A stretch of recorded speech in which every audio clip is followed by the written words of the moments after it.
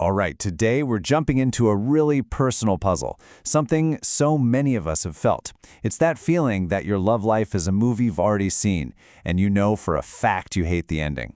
So, let's pull back the curtain and see what's really happening. You've been there, right? It's maddening.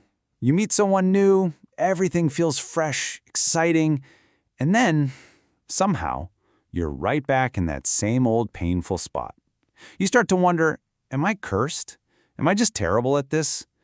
But what if the reason has nothing to do with luck or your ability to choose? What if it's something deeper, something you can't even see? And this idea right here gets to the absolute heart of it. We're looking at the work of psychotherapist Juha Klaavu today, and he says this isn't just bad luck. It's a powerful subconscious drive. Your brain isn't just looking for a partner, it's trying to go back in time and fix an old story, to finally get a kind of love it feels it never got. So, let's start by just saying, if you feel like you're stuck in this loop, you are not crazy. You're not alone, and you're definitely not imagining it. There's a very real reason it feels like you're living the same story over and over again. This is really the core of it, isn't it? It feels like you've been cast as the main character in a play, but nobody gave you the script, and yet the plot is painfully familiar.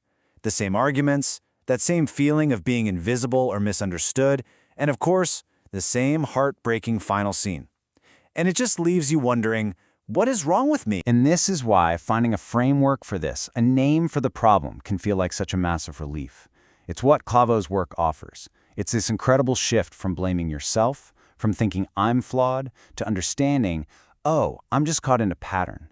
That realization alone is a huge first step toward compassion for yourself. Okay, so what is this pattern? Let's unmask the real culprit here. And I'll tell you, it's probably not what you think. We're talking about a very specific kind of wound, one that doesn't happen all at once, but slowly, quietly, right in the middle of our earliest, most important relationships. And here's the crucial difference. When we hear the word trauma, our minds usually go to event trauma, a car accident, a natural disaster, some kind of big, singular shock to the system. But developmental trauma, that's different. It's not a shock. It's a slow burn. It's a wound to our very sense of who we are that gets formed over a long, long time. This happens when a child's needs for unconditional love and emotional connection just aren't met. And look, this doesn't mean your parents were evil. It can be incredibly subtle.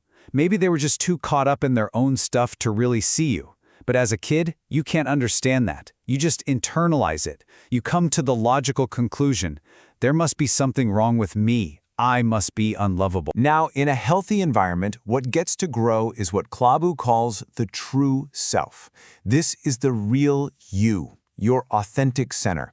It's the part that's connected to your real feelings, that knows your worth without question, that can say no and not feel guilty. It's you at your core. But when that true self has to go into hiding for us to survive childhood, we create these coping strategies instead. Klaavu calls them chaotic self-states. Just think of them as a cast of characters we invent to get by. You've got the people pleaser, the rebel, the victim, the performer, and these are the actors who show up and take over the stage in our adult relationships. So, now we can connect the dots. Let's look at how this all comes together to create that relationship replay. This is exactly where those childhood actors, our chaotic self-states, grab the spotlight in our search for love. This is why our choices and partners can feel so baffling. We think we're choosing with our adult, conscious mind, but really, our unconscious is the casting director. And it's not looking for someone healthy. It's looking for someone who can play the other role in that familiar, old childhood script. I absolutely love this metaphor, the lock and key. It explains that magnetic, almost faded feeling of attraction so perfectly. It's not just that you're drawn to them. They are just as drawn to you. Your unconscious wounds just click together. They form what Klaavu calls a chaotic pair. And just like that, the stage is set for the old play to begin again. And in these chaotic pairs, two main roles tend to emerge. There's the victim state. That's the one who adapts, who tries to earn love, who submits. And then there's the subjugator state, the one who controls and devalues.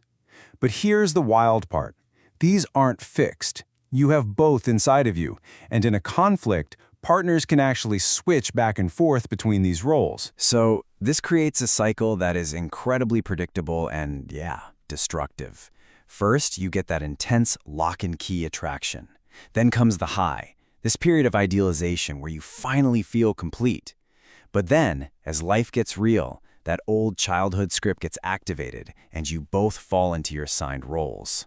And this leads to those perpetual motion arguments, fights that just go in circles, forever, resolving nothing. And this is exactly why those fights are so frustratingly impossible to win. Because you're not actually fighting about the dishes or who was late, you're reenacting a much deeper drama. It's the rage of a child directed at a partner who can never, ever give you what you're really crying out for. Because, well, they're not your parent. So, how do you get off this merry-go-round? Here's the good news. You can. You really, truly can. And very often, the biggest opportunity for change comes from the most painful part of all, the breakup. A breakup is so agonizing because it lights up all those old wounds of abandonment and not being good enough. But right in the middle of that raw pain, there is a moment of pure clarity. The invisible script is suddenly visible. For the first time, you can actually see the play you've been forced to act in your whole life. It's not a failure, it's an awakening. So where do you start? Step 1 is just awareness. Stop blaming your ex, stop blaming yourself, and just become an observer. Look at your past relationships. What's the common theme? Then get really honest about your relationship with your parents or caregivers. And crucially, you have to accept that a partner, no matter how loving, cannot be your therapist. Healing these deep wounds pretty much always requires an objective, outside perspective. And this is so important to remember. Recognizing the pattern, that's the key that unlocks the door. It's how you get your power back. But it's not the end of the road.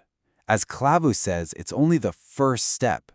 Real, lasting change comes from continuing to do the work of healing that original wound and finally reconnecting with your true self. And that really leaves us with a final thought to chew on. We spend so much of our lives searching for the one, but what if the whole quest is framed wrong?